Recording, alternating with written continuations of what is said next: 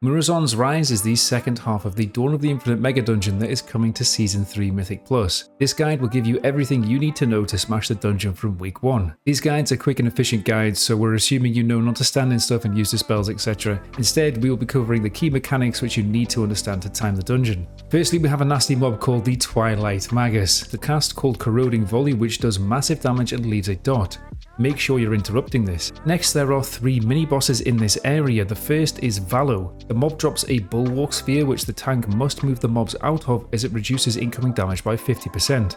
Lerai has a nasty frontal which acts like a boomerang. It will stun anyone that it hits, so make sure you dodge this. As a melee, it can be incredibly hard to dodge on the return as you can't see it coming, so watch out. Spurlock will jump outwards towards the furthest player and begin to cast Binding Grasp, which applies a long stun to a specific player. Spurlock will be casting in a cloud which you cannot target in or out of, so you will need to move closer to interrupt. Ideally, you want range to stand in melee here and bait the leap close by to make the kick easy. Now for our first boss of the dungeon, Tyr the Infinite Keeper. The first notable ability is a frontal cone called Infinite Annihilation. You need to dodge this cone as it deals damage, but it also leaves behind a permanent pool which can be very awkward to play around if baited incorrectly. You want to make sure you bait this cone to the outer edge of the platform every time to leave space in the middle for an ability we will come on to shortly. Next up we have Dividing Strike. This is a tank soak which splits damage between all party members who stack on the cast. If you don't stack for this cast, the boss will permanently do more damage, so it's very important that you stand in the soak. Next we have a healer mechanic called Spark of Tyr. 2 dispellable debuffs will spawn on 2 random non-tank players.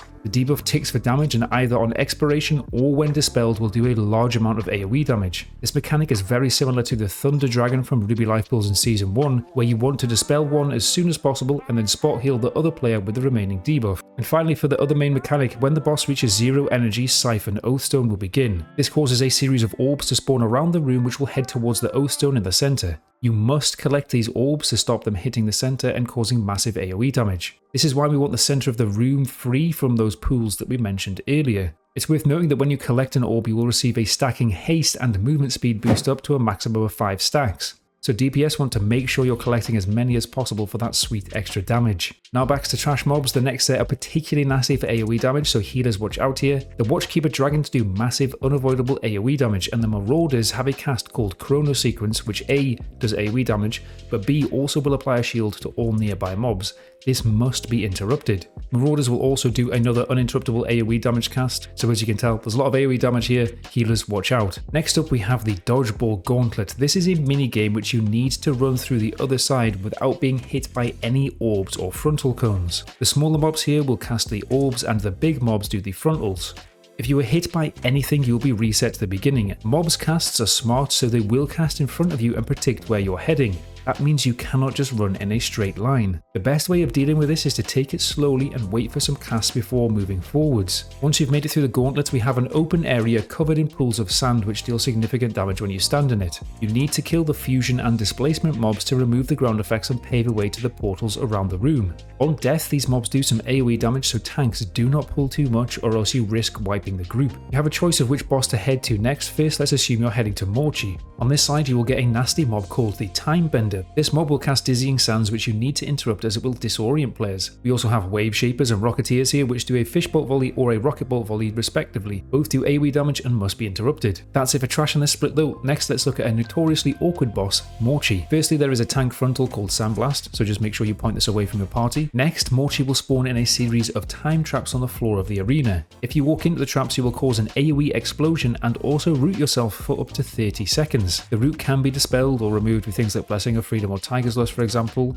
but you really do not want to stand in them. Morchi will also spawn in unkillable versions of yourself with her Familiar Faces cast. These ads which are spawned in will spawn next to players and then fixate them and chase them down, dealing large damage with their auto attacks if they ever catch you. You need to move in such a way that the ads run into the traps. This will snare the ads and make sure that you are safe. By far the best way of dealing with this mechanic is to pre-position and choose a trap early. This will make it clear to your other party members which trap you are using and mean you can trap the ad which is chasing you as efficiently as possible. Healers must be wary here when the ads spawn in, as when they walk into traps they still trigger the AoE. So a lot of damage will be going out here, so this is a good time to use cooldowns. Finally, Morchi will cast More Problems, where she disappears from the platform and spawns in several clones of herself around the room. The trick to this is each clone has a different hat other than the one which doesn't have a hat, and this is the real Morchi. You must find the real Morchi and move behind her as quickly as possible,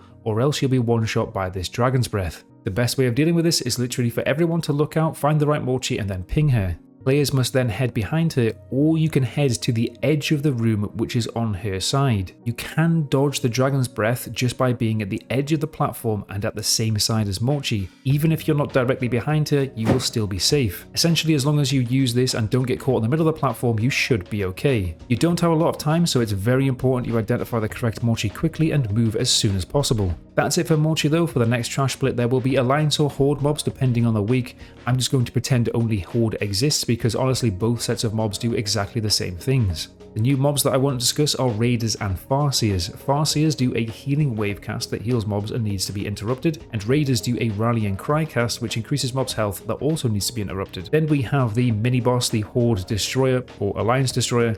This spawns in goblins which fixate random players and chase them down. Use CC and slows here to kite the goblins before they explode on you. Otherwise the mini-boss literally just spawns stuff on the floor, so don't stand on it. Now on to our third boss, the Time Lost Battlefield. As with the trash just before this boss, it can be either Horde or Alliance depending on the week, but both fights are literally identical again. The bosses are accompanied by 3 ads which will occasionally be resummoned. One of these ads can be a caster which will spam cast, one a ranged mob which applies a nasty bleed, and one a melee. Try to interrupt the caster to keep it stacked on the boss and just cleave down the ads. Stop the ranged mob on its serrated cast with stuns or CC, and just kill off the melee mob. The bosses will also both do a blade storm cast which is particularly deadly. It will deal massive damage and likely kill you if you stand in it, and players will be randomly fixated and chased around.